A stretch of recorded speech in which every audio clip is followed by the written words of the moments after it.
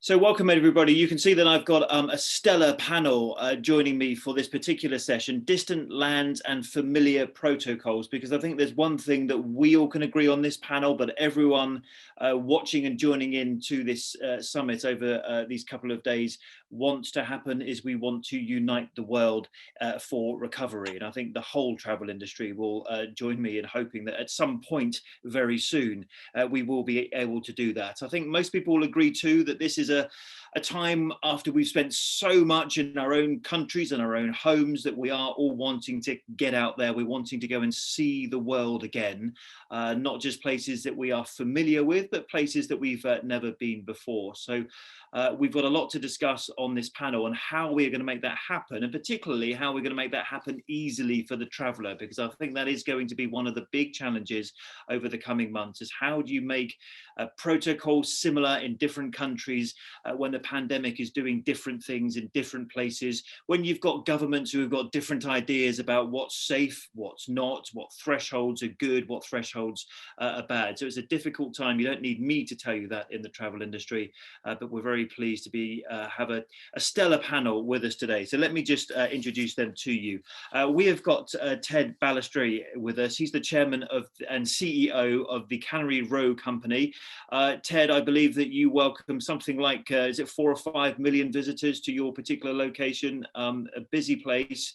A lot of domestic tourists, but I can imagine at the moment you want some more international ones. Andrea Grisdale is the founder of the Italian collection Bellagio. A lot of work in Italy, clearly. Like me, you're a native Brit, I understand. And we've got a lot to talk about how things are even different within Europe, let alone in other parts of the world as well. David Lavorel is the CEO of cite. Now, cite does a lot of work with airlines, with airports, and with governments in trying to connect all the things that we will be talking about during this session and to make things flow much more easily. Ronella Croes is from Aruba's tourist board. You're the CEO, Ronella, of the Aruba Tourism Authority, where you spent 10 years. You have a beautiful backdrop behind you. I think all of us wish we could be there with you at the moment. And we will talk about how you want travellers to come back and see your beautiful island.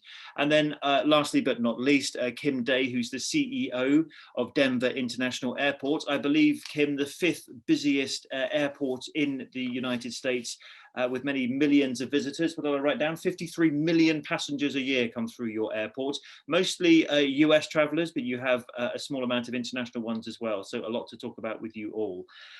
I just want to start. Ted, do you mind if I can start with you? I think in the conversations I had with you before we started this recording, and it's the simple message, isn't it? We need to get tourists traveling. We need to get people going places like your resorts, like all the other people on this call would wish to. What's your hope for what will happen in the next couple of months? Well, more important, the World Travel and Tourist Organization right now is the most key to all the travel industries around the world. They have to bring the countries together, which was illustrated with some of the conversations before this, to have a uniform passport of acceptance for all countries. So there's not the knee-jerk reaction from one country to another country, one state to another state. The confusion is worse than anything. We have to have a uniform policy, and where it can be on a computer or a card you carry to go in and out as freely and as seamlessly as possible. You have to remember, Chris, that 30% of the world is probably not even going to be vaccinated. Even in America, there's healthcare workers, military, that just don't want to take that vaccination. You can't just drop a third of the world and say they can't travel anymore. We have to come up with some policy that makes it seamless for the world to be a friendlier place, and have to learn by this past experience of all these knee-jerk reactions to have a seamless way or a policy in the future that we don't go through this again.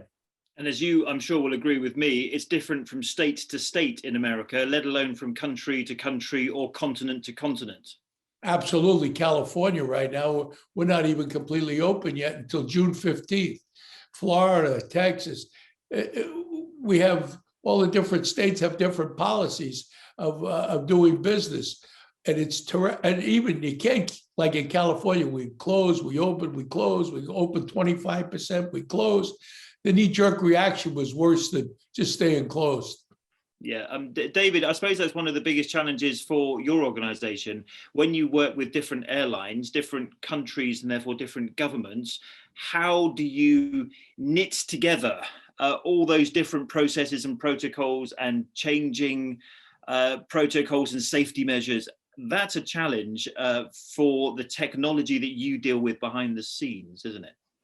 Yeah, absolutely, Chris. Thank you. I think, one of the biggest issue for air travel these days is the uncertain and changing requirements for boarding a plane, let alone the risk of cancellation.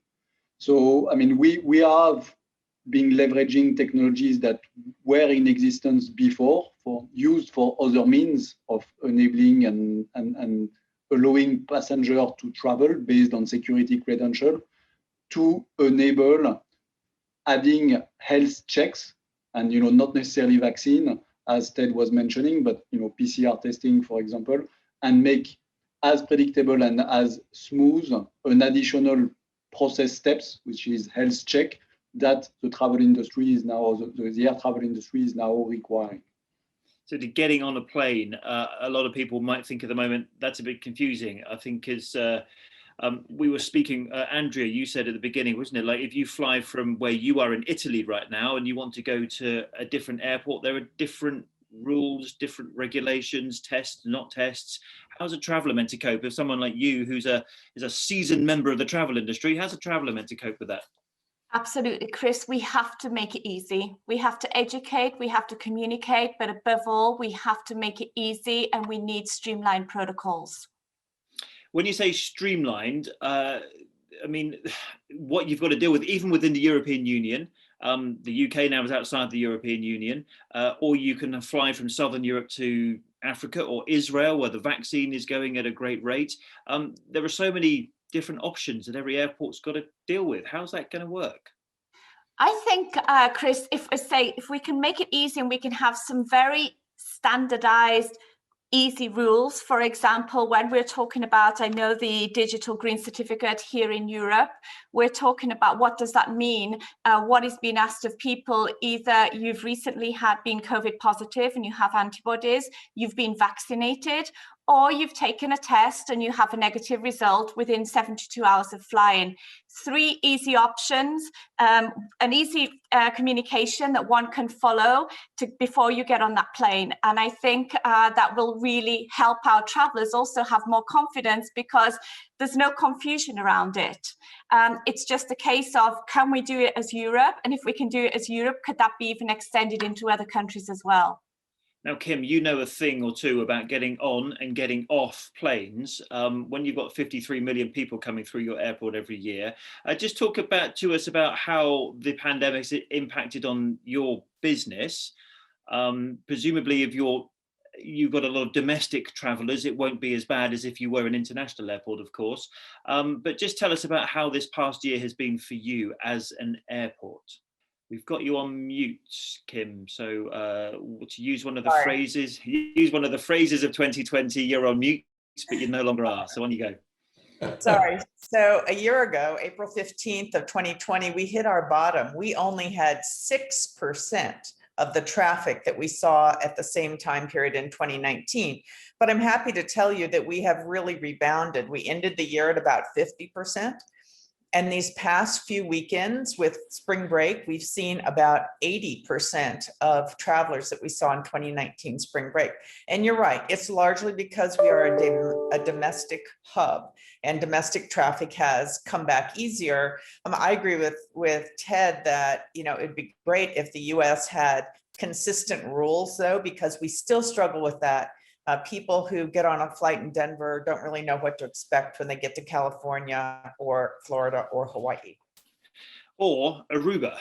Yeah, so Ronella, do you want to just tell us what the situation is with you? For example, where do most of your inbound passengers come from? And therefore, how confused are they about the kind of regulations that they will have to pass in order to get into Aruba and see some of that beautiful scenery that's behind you at the moment? It has indeed been a challenge. As Aruba, we about 90% of our GDP depends on tourism. And as Aruba, we do invest in specific markets, amongst other the North American market, European and Latin American market. All of about between 15 and 20 countries are where we place investment in terms of promoting the destination. And indeed, what they apply in terms of requirements differs. Their rate and speed of managing the virus differs. The language even differs. So these are things that have indeed presented a challenge. We reopened our borders after having closed our borders in mid-March. We reopened our borders in July for different countries. And for Latin America, we reopened our borders in December. Critical to the reopening and critical to be able to attract visitors is, of course, a set of health protocols. So varying from pre-travel, everything that you have to register online and everything that you have to do to qualify to be able to enter to Aruba, and up to managing the transmission of the virus and the sense of safety on island. And therefore, we've created a set of protocols, for instance, which we call the health and happiness protocols.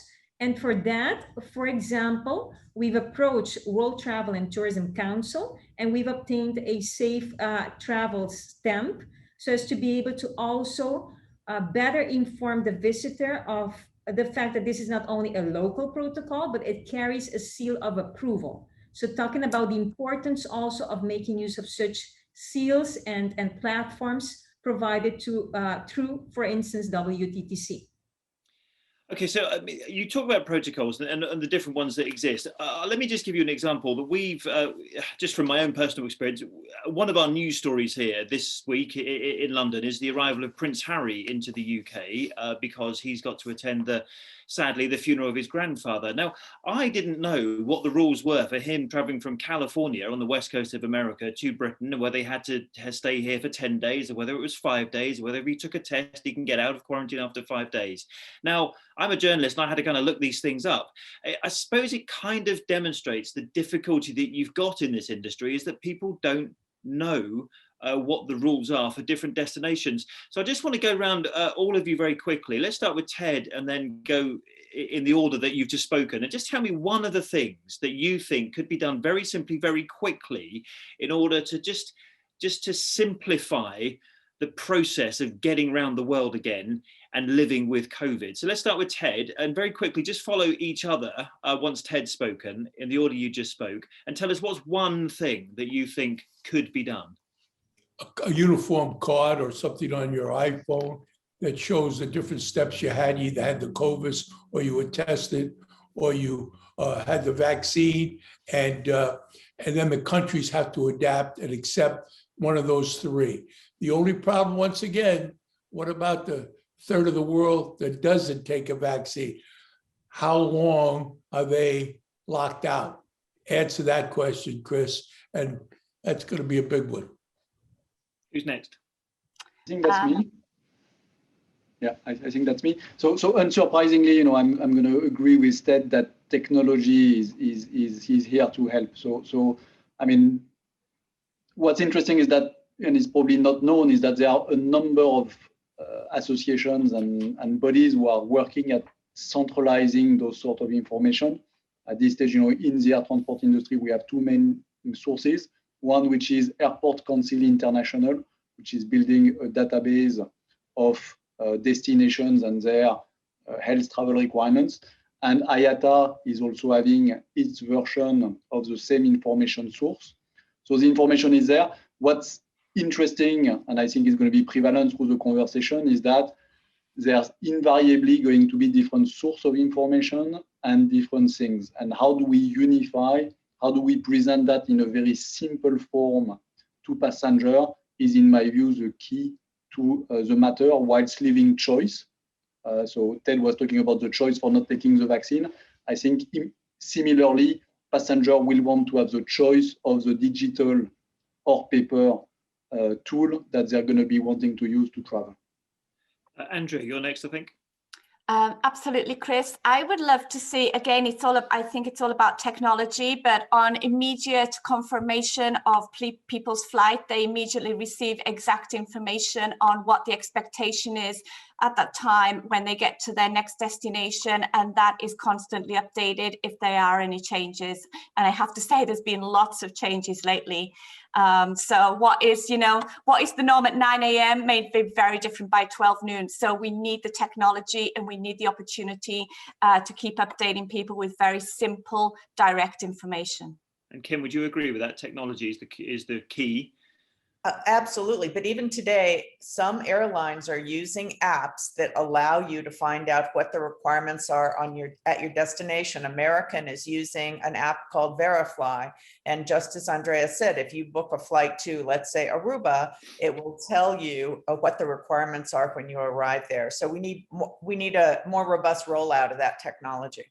And also you need it internationally, not just domestically, presumably. So if I'm coming to Aruba from London, there will be the same information on my app. It is internationally available on American.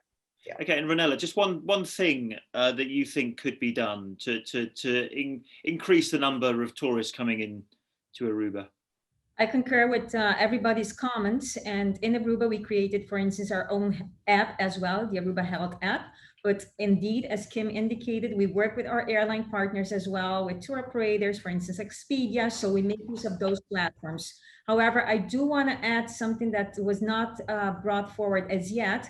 At the end of the day, we need to realize also that there is a lot of communication online amongst consumers, so amongst themselves. And it is very critical to be able to also influence that conversation. So in our case, for instance, we measure on a monthly basis different review platforms, and we give a score to Aruba so as to be able to define on the dot and as we go in real time, be able to define if that conversation is positive or is negative, and then act accordingly as well. And we also team up with different ambassadors, ambassadors that do also talk a lot about our destination in our case, and we make sure that they have the correct information. So I think we don't have to ignore the world of social media and all of these review sites as well. So just as an additional comment. I suppose the next question is, what are the kind of things that a passenger is going to accept? Because if we take it from the point of view that going on vacation or on holiday is meant to be fun, nobody wants to end up paying an extra $1,000 for a bunch of tests for their family. No one wants to have to start thinking about tests and quarantine. It's not exactly the kind of word that makes you want to travel, is it? Quarantine. So Kim, let me just ask you about airport travel, because it's the place that you get to first if you're going somewhere. What do you think passengers will accept, and what do you think they won't accept when it comes to new protocols, cleanliness, tests, and all those kind of things? Well, I think, one of the keys to getting people back in the sky is making them feel safe, right? They need to feel like they are in an environment that is not only hygienic, but that, everybody around them and those sitting next to them are following the protocols. So I'm going to just go back to the basics. If we had a uniform policy, I think that would make people feel much more confident, and that would get them back into the skies. I think you're right that maybe you feel safe flying, but then you get to your destination and you don't know what awaits you there. So I think we have to tackle both levels. But I will say, I think airports in particular, due to federal mandates, both in this country and beyond, have worked really hard to make sure that the facilities are safe and that people feel safe when they are there. So let's talk. That's the flying bit. The getting to bit. Ted, I was going to come and ask you, when people are there, Talk to me about your business, hotels, restaurants, conventions as well. You've got to get business passengers back. You said the leisure side, or the leisure side, as I think you might say, is returning, but the convention traffic, the business traffic, isn't there at the moment. Well, first of all, the leisure travel is booming, but one of the things that I have to, when I say booming, it's coming back. 62% of all our tourists in California, the Californians going up and down the state. So it makes it very convenient as long as Cannery, all along the ocean, the hotels, people have that pent up desire. But one of the things you have to do, you have to exaggerate, not exaggerate, but emphasize the cleanliness of your operations. If I was a world travel and tourist, I'd say it's safer to fly in a plane and stay in a hotel that's cleaner than someone's home. We are probably the cleanest places in the world to be because of the precautions we take. I would advertise, get out of your home and go someplace safe, like a hotel or fly in an airline. And here's these little pins that you should have. Maybe there was the hostesses where I got my shot, you know, and have them wear just all the areas in which you could reinforce people's comfort. We have to get them out of the house, and we got to get them back on the road. And one of the things is we do a better job than they do at home. So actually, one of the new mottos of the travel industry is, come to my hotel, it's cleaner than your house. That's right. Right, we have I love it. saying at the restaurant industry, we stamp out cooking at home because we never say, we always have a saying, if we made you feel at home, we made $1 million mistake, you might as well stay at home. If we can't do a better job than the home, then why would you go out? And we are much cleaner than the homes. Yeah, okay, so come to your hotels are clean. Andrea, that cleanliness point, I mean, I think you would probably agree. Just tell us a little about your business and how you probably, I would imagine, would agree with what Ted's just said there, yeah? Absolutely, Chris, without a doubt. One thing that myself and my colleagues have been doing, Chris, is as much travel as possible throughout Italy. I think one of the other panelists mentioned there is so much information out there right now, and it's where do I even start?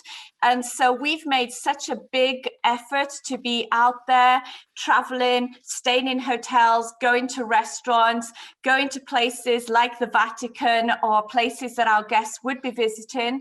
And I'm not, just to show you exactly what the experience is, just to set expectations. And we've just had so much feedback from people who have followed us on social media or in the virtual presentations that we have been doing. I thank you for showing me exactly what I can expect when I actually get to Italy. One thing though, Chris, that has been extremely surprising to me is a DMC.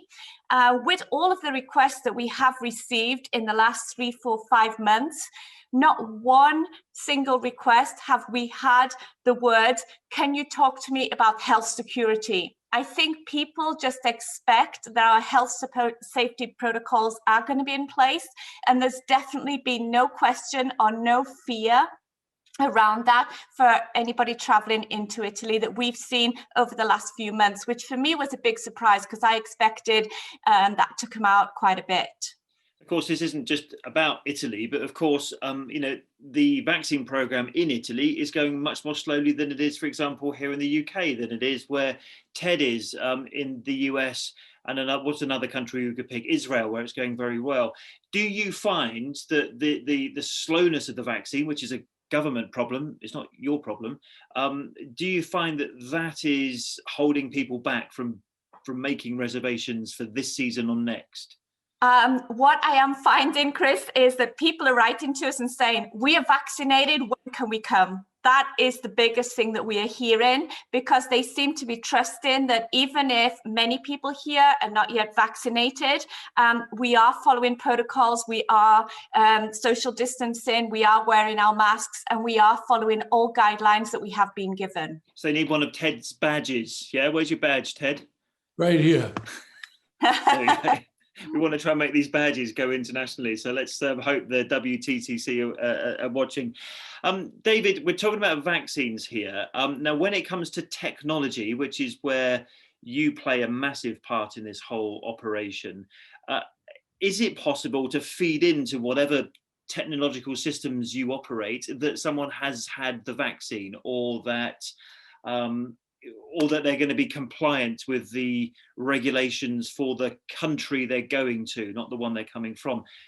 That's the technical stuff. I wouldn't understand for a second how I know how that works, but just explain to us and to me how that is going to be key going forward. Yeah, so absolutely, Chris. I mean, that is possible, and actually that can be put in place.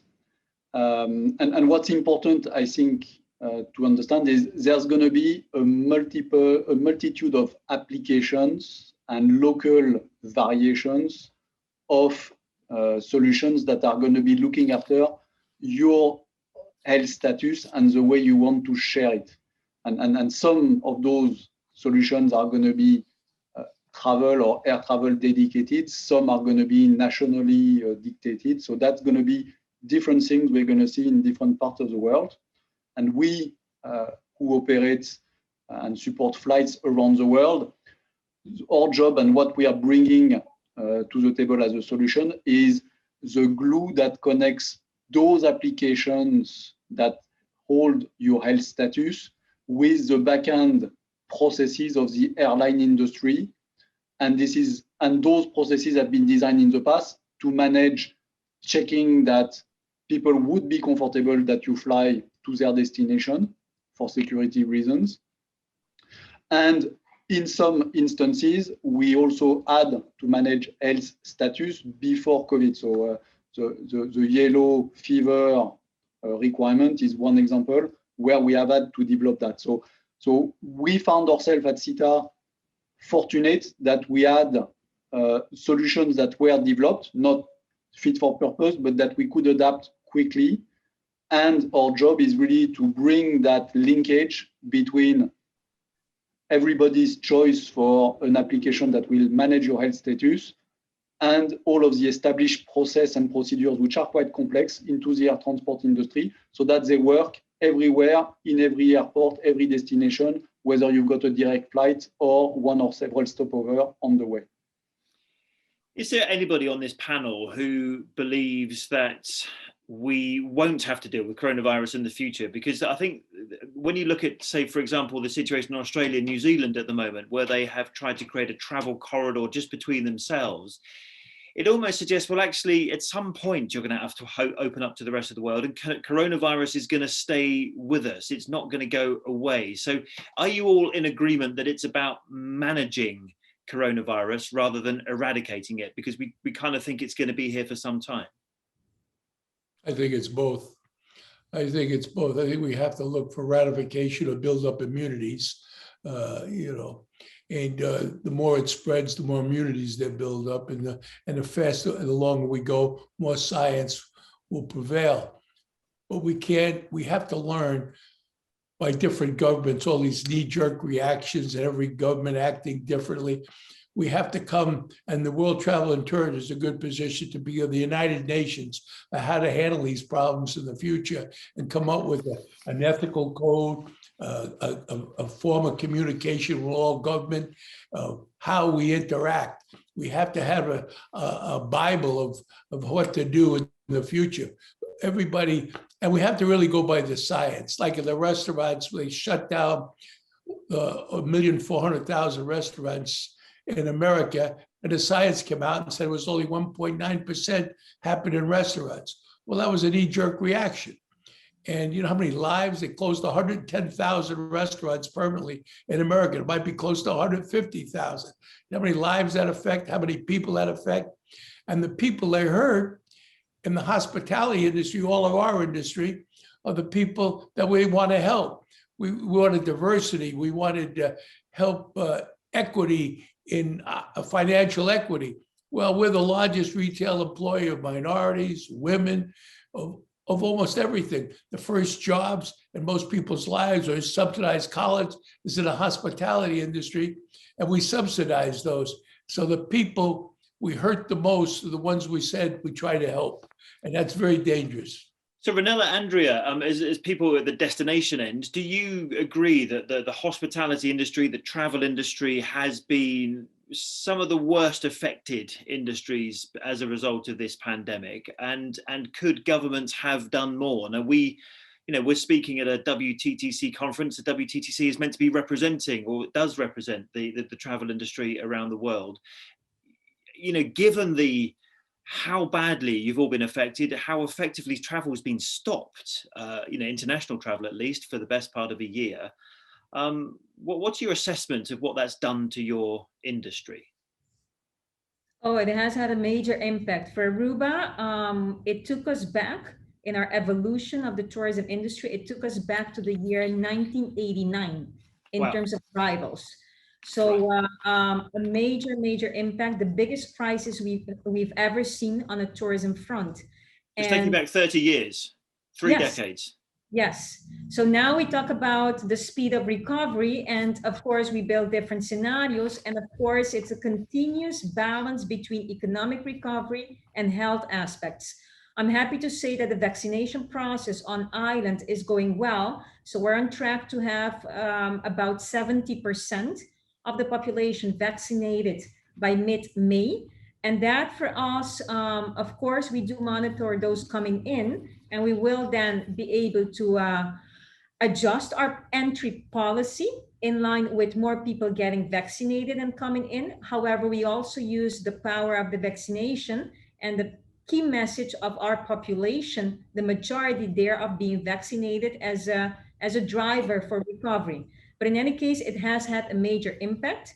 And fortunately, the government did step in, though, not only through policies, which have proven to be overall successful in terms of attracting visitors and providing that sense of safety, but the government did step in through subsidies of salaries, support for medium, small-sized enterprises, and other types of support in order to be able to maintain or sustain the island's economy, which in the case of Aruba is primarily dependent of tourism. Okay, I'm just going to stay on the destination end of things, then I'm going to come to Kim and David to talk about the airlines. But Andrea, just on destinations, there's a big difference, I'd imagine, between the number of people that come to your company and those that are TED's. What are you, Ted? You something like 4 million or something? People come to your... We do 7 million in Monterey, about 6 million on Cannery Row, 12% of foreign tourism, and it comes to almost a halt. Okay, so that's big. Andrea, what about you in terms of numbers? Yeah. If you think, Chris, tourism for us was more than 13% of our GDP. So you can imagine it's been a huge impact. But for your business, which is a lot smaller than Ted's, just tell me about what this means for a small business, because a lot of the things we're talking about are not cheap. And a lot of companies have had to pay out for lots of extra protection for their staff, as you would expect they would. So just tell me about, in terms of safety protocols, etc. It's an expensive business. How does it affect you when you're a smaller business? So first of all, Chris, our business was down 95% in 2020, over 2019, to give you an idea. We have over 80% of our staff furloughed still for the last 13 months. We've kept on a task force on full salary, which we tried to work on various projects, keeping people in a job, keeping the business going, also trying to maintain business for our supply partners throughout the country as well. We have about 8,000 passengers per year as a company. So you can imagine that was some nice business for our guides, for our drivers, for all of our various hosts, our villa owners and hotels as well. And we now have, quite a lot of new health and safety protocols to put in place for the office that we have to follow, which again, as you mentioned, all has a cost. I have to say that the government, they did do an excellent furlough scheme. A lot of our staff, they are still furloughed after 13 months, which is tough on them, but at least we have that opportunity.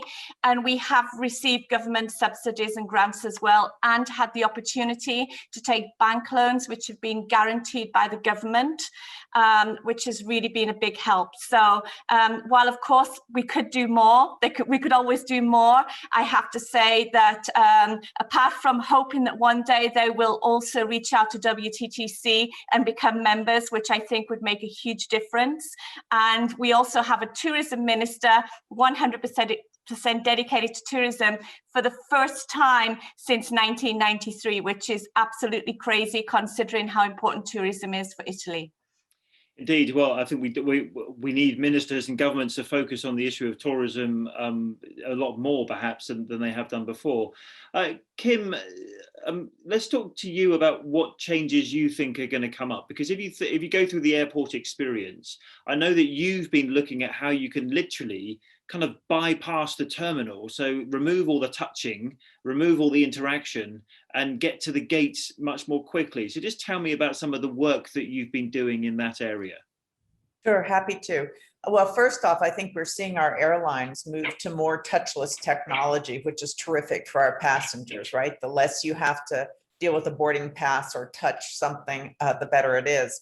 We've developed a couple of things. We have a program called Verify, where you can actually get a unique experience that is pretty touchless. If you go on and get a reservation, we put you in a reserved train car from our terminal to our concession or to our concourse area with a lot less passengers, which is terrific. We've also developed a at-gate food delivery service where you don't have to stand in line, you prepay and a bag is delivered to you as you wait for your plane. But the most exciting thing, which you mentioned, is we're starting a program with TSA to actually remotely screen employees and eventually passengers, where they can get out of their cars, go into a remote facility, get screened, and get on a bus with social distancing that'll take them directly to the concourse, and they don't have to deal with the TSA lines or any of the problems with so many people in a terminal. So let me stop you there. That's being done for staff, or being tested for staff at the moment. Essentially, you go from the parking lot to the gate or the plane concourse without really going through the terminal. I suppose the question is, in 20 years' time in the future, are we going to see airport terminals at all? Well, maybe not. Or, not everybody is going to be looking for the same experience. In our particular airport, you can actually, if you're departing from Concourse A, you can actually walk from our terminal to the concourse. And there's some people that I think would prefer that experience to parking and getting on a bus and going someplace. So hopefully we'll be offering a variety of things. We actually, before COVID, were doing remote baggage check-in in our economy lot, so you didn't even have to bring your bags to the terminal. So everyone is going to have a choice of their experience, and depending on what their unique needs are, we hope to be able to accommodate them. So when you're talking to your chief finance officer about where to direct investment in the future, it's likely that less of it is going to go on the bricks and mortar, as we say, of the terminal, the construction, the physical building, and a lot more investment is going into, well, how can we divert passengers around? How can we stop so much interaction? How can we have less touching, etc.? Yes, but we're still going to need terminals and runways and parking garages. So there's still a capital investment there. Don't get me wrong, but I do think we are investing in some technology that is going to improve your experience long term, COVID or not. You're going to get a better experience. Okay, so David's the man who knows about technology. So what are we going to see, David? Is it kind of like face recognition now? Therefore, I won't need to get out my passport and my boarding card and this bit and that bit. Are we talking about the face being the future? Yeah, so absolutely, Chris. So I mean, we have two firm beliefs at CITA. One is your mobile device is going to increasingly become the remote control of your traveling. And second, your face is going to become your boarding pass. So that was, I totally agree with what Kim was saying. Passenger experience was increasingly about choice and making it more smooth and touchless. And COVID has dramatically accelerated this. In practice, biometry is something that had some pickup worldwide, and we see a lot of interest now on all markets, including domestics. And the benefit of biometric is your face is being captured, and thereafter you can process through the different touch points at the airport in a very seamless manner. That traditionally used to work on a passport basis, so primarily reserved for international flights. We are now rolling out the technology for domestic market. We are just working on a pilot at San Francisco Airport with United Airlines to enable that technology over US driving license. And we believe that's the future. The point that is at this stage problematic in many parts of the world is the baggage, where at this stage there are limited solutions for a backdrop that doesn't happen. They're physical things. You hold them, you carry them. It's tough, isn't it? And they touch each other as well. Yeah, exactly. And that, you know, in some places, including for security reasons, a home pickup is not to be considered in the immediate future. Yes. Okay. I just wanted to ask you all really about cost, because what you're talking about, David, is a significant investment. For example, who pays for that? Essentially, is it the traveller, and how do they pay for that? And also for people like Ted, Andrea, what about the additional costs of extra cleaning or extra screens or extra members of staff in order to keep lines apart, or even if it's just having fewer people in the restaurant because you need to have them socially distant? That to me sounds like that's additional cost, and that's going to have to come out of your profits, isn't it? Who wants to take that question? Absolutely. You can't operate at 25%. We have screens, we have testing when people come in, but Kim just scared the heck out of me. Eliminating all those stores at the airport. Where are you going to subsidize that income, Kim? And all the brick and mortar we have shops all over the place. It's just a matter of time between the internet buying, you going directly to the plane, you know how many people won't pass those stores and how the sales will drop and the brick and mortar will go down.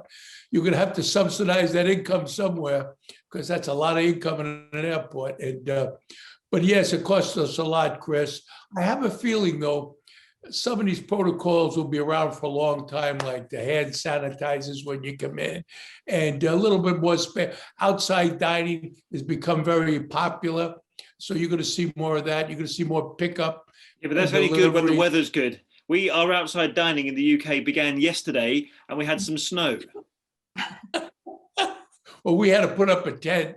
We actually put up a tent with heaters, and when the wind blew, we had to reinforce them a couple of times. So the people are adapting to new ways of dining, but a lot of it's going to stay permanent. A little bit more outside dining. You can see a lot more food to go pickups. And you're going to see retail, brick and mortar, pay a little price, because people are so used to Zooming and having buying online. And I think Zoom is going to hurt the convention business, just a niche, because people realize how much money they save, how much time and travel they save. I'm a great proponent of human interaction and convention together. Believe me, 100%. But this is going to take a toll. I'd much rather be speaking to all of you from Mexico, believe me, rather than doing it on Zoom. But we are where we are. Ronella and Andrea, do you want to just pick up on the issue of cost? You know, going forward, the additional costs for everybody and everything, permanent or not permanent? What do you think? I think we were talking about technology as well, and how we move forward. I just want to cite an example in the case of Aruba. We were one of the first destinations to introduce facial recognition system at the airport. And this has been a collaboration of the Aruba Airport Authority, government, but also, for instance, KLM as a partner. And that is an example of its public-private investment in order to provide and continue to build on that seamless experience for the visitor. And we were even working on a project through COVID, including the World Travel and Tourism Council, where we would then expand the application of that technology, not only limiting it to the airport experience, but we were again at the table with hotels, with car rental providers, in order to expand that experience and make use of technology, investment from private sector and public sector, to be able to ensure that that visitor not only experience that seamless process at the airport, but also at the hotel, at the car rental. Everything is check, check, check upon arrival. So that's an example of a public-private collaboration and investment. And we even had a slogan for that you will be at the beach guaranteed within 30 minutes. So that is something we have to pick up again. But in any case, it will, moving forward, there will continue to be public investment, but also private sector is aware of the fact, like what Tad mentioned, that it will continue to carry a cost in order to manage the new normal. Right, I'm going to allow Andrea to answer the question about costs very quickly. If you could keep it quite brief, Andrea. And then I want to take each one of you, have a little think while Andrea's talking about one of the takeaways that you want. Just before we wrap up, I want one quick answer from every one of you about what you've either learned from this session or what you think everyone else should take away from it. So you think about that. Andrea, you answer my question about costs. Absolutely, Chris. And what we're actually seeing right now is that many of our main sites, let's take the Tower of Pisa, the Uffizi, the Vatican Museum, etc., those places that have entrances, they are obviously going to be reducing their capacity. So at the end, yes, for sure, I'm pretty sure they're going to be touching their costs, and it is going to cost a bit more for the passengers, for the clients. However, the experience is going to be enhanced. And I think that is something that we really need to be able to explain very, very well to our passengers. And at the end of the day, it has a very positive effect for them. Thanks, Andrea. Right, we've got to wrap up. I'm being told that the time is up. I could keep talking. I'm sure you lot could keep talking as well. But before we finish, let's just go through. Let's start with Kim. I just want you to give me one quick, succinct thing that you want people to take away from this session. So technology is the future of travel. It does cost money, but it also saves money at the same time. So I think you'll see universal embracement of technology in the coming years. And that's music to the ears of David, I'm sure. David? My takeaway is bringing trust to passenger is absolutely key, and I'm convinced that technology has a big role to play into that. Okay, Ted, you're next. I believe with Kim, technology, but the World Travel and Tourist to bring all the countries together to agree on a formula of technology that's universal. And Ronella? I think that we don't have to forget the fact that we are in the business of hospitality and tourism, and that human connection continues to be very important as well. So it's about linking technology and allowing for that human connection to be enhanced and to continue, which is core.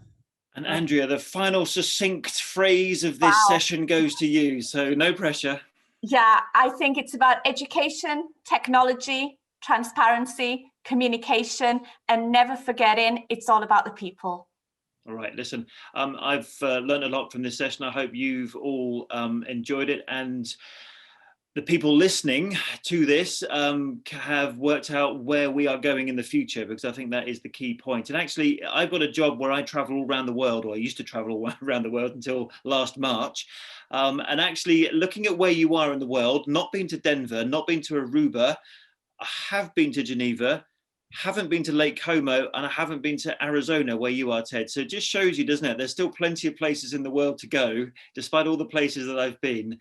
So one day I hope I will manage to tick off all the destinations where you are currently. And I'd like to thank each and every one of you, Ted, Andrea, David, Ronella, Kim. Thanks so much for being with us. Thank you for joining this session and bringing your insight and your wisdom. Thank you very much.